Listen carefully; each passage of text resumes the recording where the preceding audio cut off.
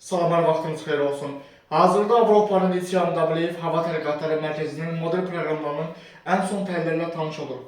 Xüsusilə də artıq aprel ayının sonlarına qədər olan müddət ərzində Qafqazın həm şimalı, həm də Qafqazın cənubu Azərbaycan arasında hava şəraitinin tez-tez dəyişilməsi üçün mümbit sinoptik şəraitin davam etməsi gözlənilir. Çünki Rusiyanın qərbində, Qara dəniz ölkələrində, Aralıq dənizinin şərqində, Xəzər Dənizı ölkələrində, Qafqaz regionunda troposferin orta qatlarında atmosfer təzyiqinin aprel ayının sonlarına qədər olan müddət ərzində tez-tez kəskin tərəddüdləri gözlənilir. Bu da o deməkdir ki, soyuq siklonlarla isti siklonların tez-tez bir-birlərini əvəz etməsi nəticəsində Azərbaycan arasında da hava şəraitinin hər 2 gündən bir tez-tez dəyişilməsi gözlənilir.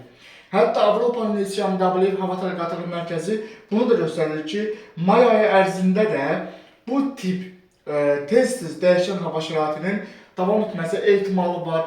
Xatırlayırsınızsa, bundan əvvəlki videolarda biz bildirmişdik ki, iyun ayının 15-i 20-sinə qədər olan müddət ərzində Azərbaycan arasında cürsüllük dövrü davam edəcək və nəticədə bu cürsüllük dövrünün əlaqədar olaraq çaylarda sulluğun təbii olaraq artması təbii haldır. Lakin 2026-cı ilin yaz-yay cürsüllük dövründə isə bu proseslərin, yəni lokal intensiv leysan xarakterli yağışların eyni zamanda dolu ildırım proseslərinin təsirindən həm Azərbaycan arasında, həm də Gürcüstan arasında və Türkiyə arasında da yağıntıların çox illik göstəricilərlə müqayisə ilə bir xeyli artması gözlənilir. Eyni zamanda dağlıq ərazilərdə əriyən qar sularından qarşılanan bu yağış sularının təsirindən cürsülluğun 2026-cı il ərzində əvvəlki dövrlərlə müqayisədə bir xeyli çox olması ehtimalı var.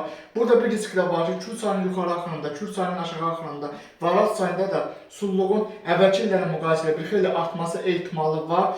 Bu da 2010-cu ildəkinə bənzər olmasa da o tipdə bir su basmaların yenidən təkrarlanmasına səbəb ola bilər. Eyni zamanda Böyük Qafqazın şimal şərqində, yəni Quba, Qusar, Xaçmaz, Çabran, Xızı, Siyəzən, Dağlıq Şirvan arasında, eyni zamanda ümumilikdə Kiçik Qafqazda, Naxçıvanda, Cəlilabad, Astara arasında axan çaylarda da sulluqda əvvəlki dövrlərlə müqayisədə bir xeyli artım ehtimalı var. Eyni zamanda lokal xarakterli intensiv topa yağış buludlarının Dağlıq Şirvan arasında aktiv olması gözlənir ki, bu da xüsusilə də Hacıqabul arasında axan çaylarda da sulluqda kəskin artması səbəb ola bilər. Bu da çay yataqlarına yaxın olan ərazilərdə yerləşən yaşayış məntəqələrinin yenidən su basmaya məruz qalması ehtimallarını da bir xeyli artıracaq.